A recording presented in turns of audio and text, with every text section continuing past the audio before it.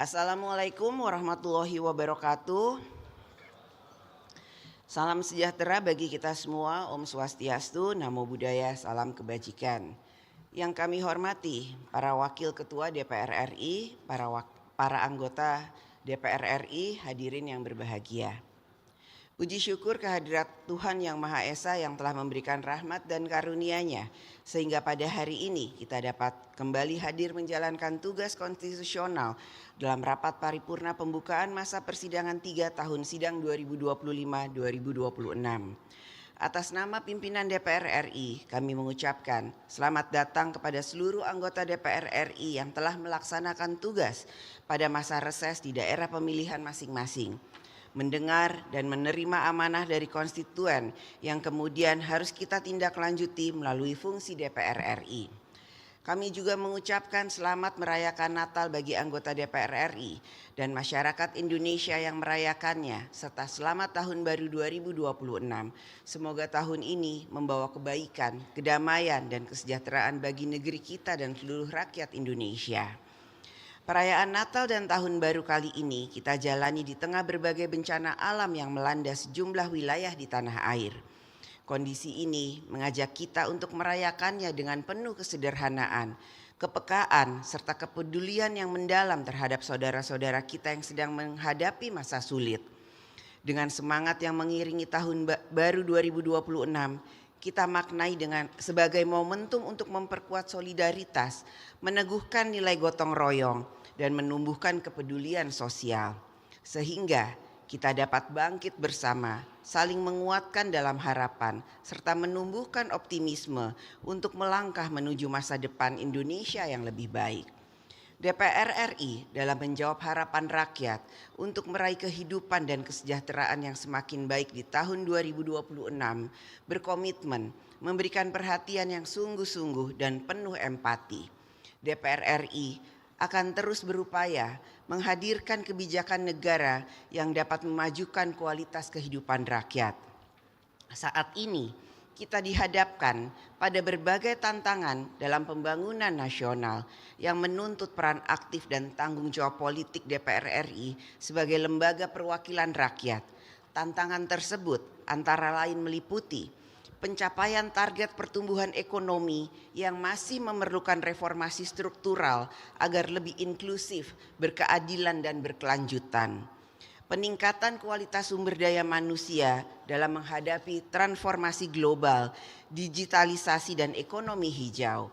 Penyempurnaan tata kelola pemerintahan yang transparan, akuntabel, dan berpihak pada kepentingan rakyat. Pemerataan pembangunan antar wilayah guna mengurangi kesenjangan dan memperkuat persatuan nasional. Peningkatan kualitas pelayanan terhadap kebutuhan dasar masyarakat seperti pendidikan, kesehatan, pangan, dan perumahan. Penanganan isu sosial dan politik secara bijaksana demi menjaga stabilitas, persatuan, dan kohesi nasional.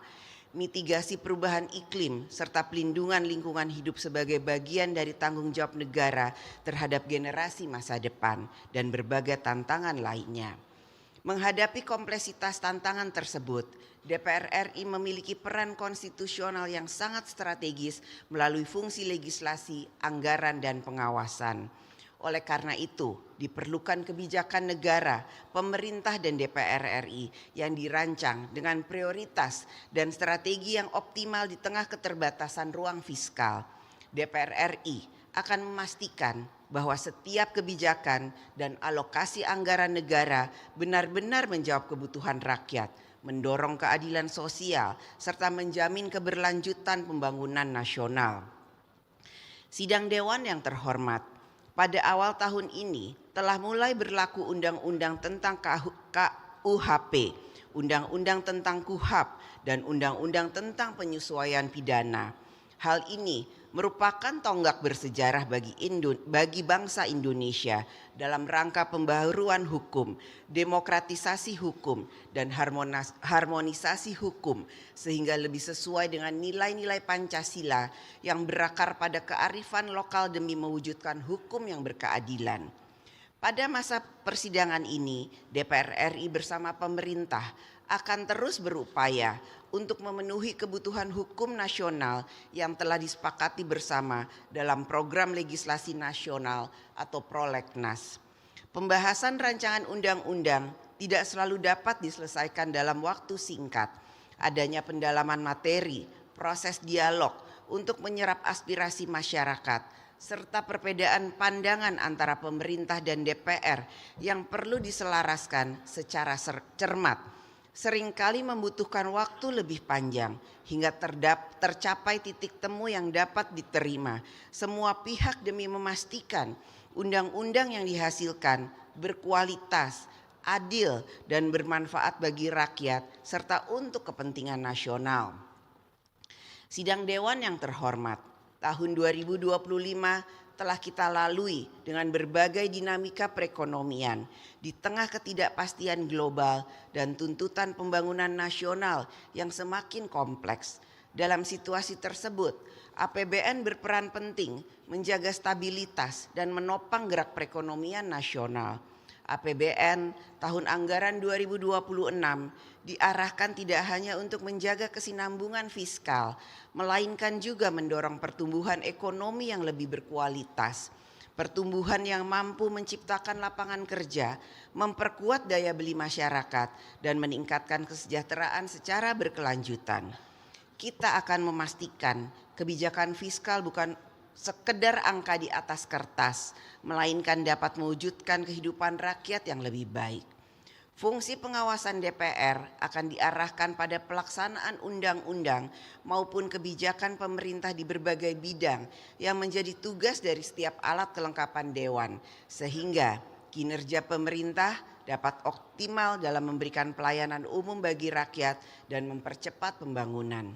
Dalam pembahasan di alat kelengkapan Dewan, DPR RI akan memprioritaskan berbagai isu strategis yang menjadi perhatian masyarakat, antara lain 1. Ketersediaan BBM, listrik dan bahan pangan pasca bencana di Sumatera dan wilayah lainnya. 2. Evaluasi pelaksanaan transportasi selama Natal dan Tahun Baru. 3. Evakuasi warga negara Indonesia di negara-negara yang sedang berkonflik. 4. Proses reformasi Polri, Kejaksaan Republik Indonesia, dan pengadilan untuk penegakan dan kepastian hukum bagi masyarakat. 5. Pemenuhan hak-hak dasar warga binaan di lembaga pemasyarakatan tanpa diskriminatif. 6. Penanganan kasus superflu di berbagai wilayah di Indonesia. 7. Permasalahan kesejahteraan pendidik dan tenaga kependidikan. 8. Persiapan penyelenggaraan ibadah haji tahun 1447 Hijriah atau tahun 2026 Masehi. Dan 9. Evaluasi pemberian izin pemanfaatan hutan dan alih fungsi hutan.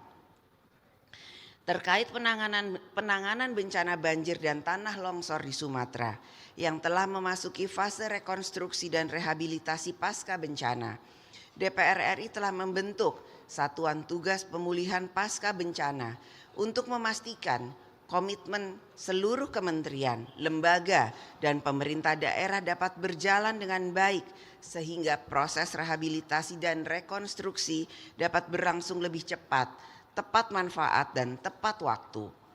Sidang Dewan yang terhormat, DPR RI melalui fungsi diplomasi akan terus meningkatkan hubungan kerjasama antar parlemen masa persidangan ini.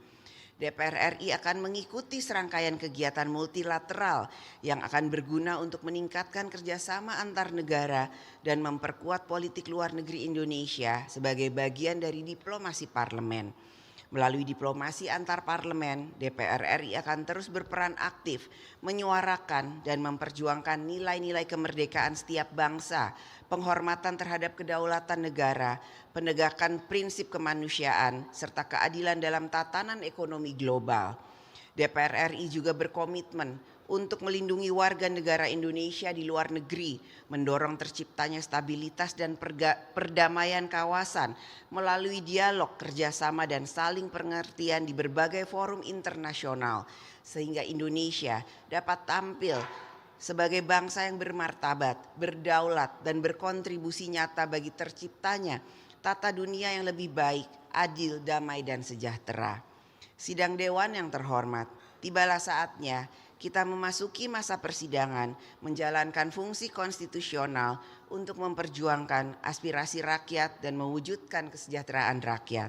Dengan mengucapkan Bismillahirrohmanirrohim atas nama pimpinan DPR RI, dengan ini saya mengumumkan kepada seluruh rakyat Indonesia bahwa masa sidang 3 tahun sidang 2025-2026 dimulai sejak hari Selasa 13 Januari 2026 sampai dengan Kamis 19 Februari 2026. Kepada anggota Dewan yang terhormat kami menyampaikan selamat bekerja memperjuangkan kesejahteraan rakyat. Mari kita jalankan fungsi kedaulatan rakyat ini dengan penuh amanah dan sebaik-baiknya. Semoga Allah Subhanahu wa Ta'ala, Tuhan yang Maha Esa, memberikan rahmat dan bimbingannya kepada kita semua. Terima kasih. Wassalamualaikum warahmatullahi wabarakatuh. Om Santi Santi Santi Om.